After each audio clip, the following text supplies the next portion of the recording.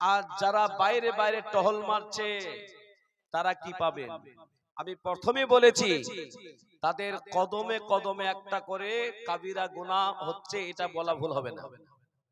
ছেলে মেয়ে ফুচকা খাচ্ছে, ফুচকা দেখলাম একটা মেয়েটা হাসছে, একটা ছেলেটা বলছে আরো খা।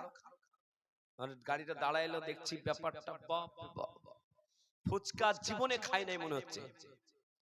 আর এক একটা ছেলে দেখলাম বাপরে বিড়ি টানার মানে পদ্ধতি কি, যখন ঢুকছিলাম ওই রাস্তাটাতে তো বিড়ি খাই পুঙাতে, কিন্তু বিড়িটা খাচ্ছে যেদিকে আগুন আছে সেদিকে খাচ্ছে, দিয়ে আবার এই ধার দিয়ে হাওয়া বের করছে। তা আপনাদের এদিকে এত বিড়ি খাওয়ার চল, এতগুলো মাদ্রাসা প্রায় 61টা মাদ্রাসা জলসা শুরু করছে, এরকম অবস্থা দেখিনি বাপ। কিন্তু যেনারা এসেছেন বাপজি আজকের এই মাহফিলে, এই এই এই এই মোবাইল দাও, এই মোবাইল দাও, মডেল আসেন। এখানে এসিও টিকটক চালাইছে, কত বড় কালেজা আছে, হ্যাঁ বলে মৌলভী সাহেবের কাছে কি টিকটক চালাবো? কি সমস্যা গো, আশ্চর্য ব্যাপার হয়ে গেলাম আমি। রাধাকান্তপুরের ছেলে না অন্য কোথাকার ছেলে, এভাবে ছেলেটাকে চিনতে পারলেন? চিনতে পারেননি? বাপ রে বাপ, আল্লাহ তোরে ভালো করুক, দোয়া করি। জীবন ভবিষ্যৎকে একটুকু মাথায় রাখে না, আর পটাপট মোবাইল দেখছে, একবার জোরে বাজাচ্ছে, আমাকে শোনাচ্ছে, মৌলবীকে আরো রাগাই। আমি রাগাওয়ানো বলবি না, কিন্তু এমন উল্টো দোয়া করব জীবন ভবিষ্যৎ বরবাদ হবে। বাইরে যারা ঘুরছে জলসার নিয়াত করে, যারা এসে জলসা তালায় আসেনি বসেনি, আমি তো শেষে দোয়া করব উল্টো দোয়া হবে। আর যারা বসে গেছেন সুজা করে দোয়া হবে। তো উল্টা দোয়া কেমন হয়, সুজা দোয়া কেমন হয় বলবো। তবে বাপজি যারা আপনারা এসেছেন আল্লাহ ওয়ালা, বিশ্বনবী সাল্লাল্লাহু আলাইহি ওয়াসাল্লাম জানিয়েছিলেন, যে জায়গাতে আল্লাহ পাকের কথা আলোচনা করা হয়, যে জায়গাতে আল্লাহ পাকের পবিত্রতা বর্ণনা করা হয়, ওটা রহমতের বরকতের জান্নাতের মাহফিল। আর এই মাহফিলে যারা আসবে বসবে আল্লাহ পাক তাদের পিছনের সমস্ত গুনাহ মাফ করে দেবেন। জোরে বলুন সুবহানাল্লাহ, জোরে বলুন সুবহানাল্লাহ। সুবহানাল্লাহ বলতে কষ্ট করলে হবে না, সুবহানাল্লাহ বলতে গিয়ে আপনাদের কাঞ্জসে করলে হবে না, বখলতে করা যাবে না। আপনি আমি 60 বছর বাঁচবো না 70 বছর বাঁচবো না 100 বছর বাঁচবো, আপনার আমার গ্যারান্টি নাই।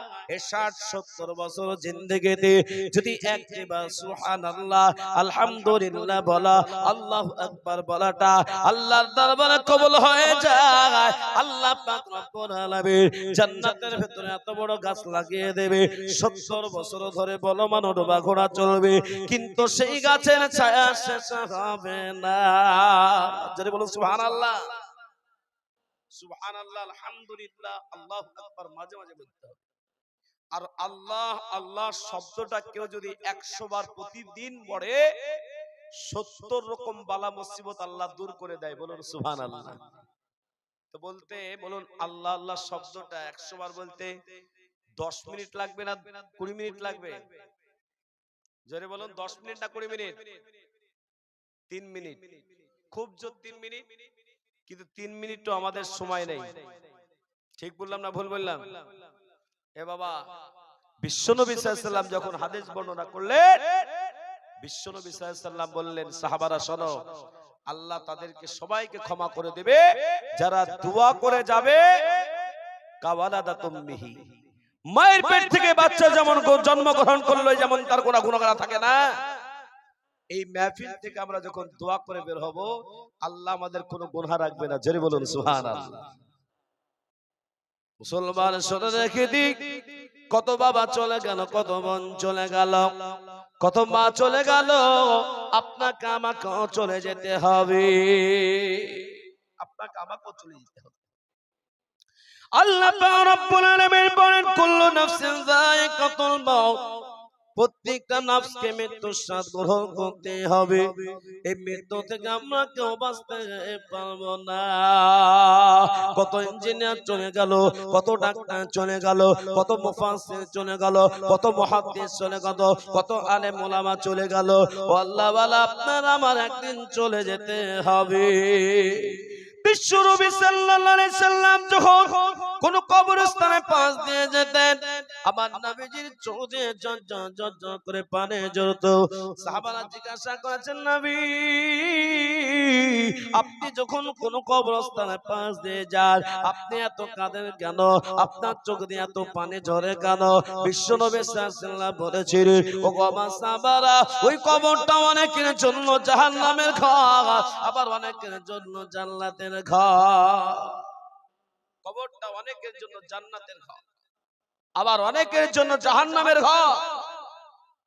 যারা দুনিয়াতে যাররা পরিমাণ মহব্বত করে যাবে, যাররা পরিমাণ ভালো আমল করে যাবে, আল্লাহ পাক তার বদলা দিয়ে দিবে। আপনারা যারা বসেছেন জেনে রাখবেন, যাররা পরিমাণ মহব্বত আল্লাহ পাকের আছে বলে এ রহমতের বরকতের জান্নাতে মাহফিলে বসতে পেরেছেন। যারা বসতে পারে নাই, সারা জীবন ঘুরলো, সারা জীবন মোবাইল টিপলো, আজকে একটা দুটো ঘন্টা হাফিজে কোরআন তাদের সামনে বসতে পারলো না, জানবেন আল্লাহ পাকের যাররা পরিমাণ মহব্বত নেই। বাবজি, আপনি আমি যারা এসে বসে গেছি, সেকেন্ডে সেকেন্ডে একটা করে গুনাহ মাফ হচ্ছে, আর একটা করে আপনার আমার আমলনামাতে নেকি হচ্ছে। জোরে বলুন সুবহানাল্লাহ।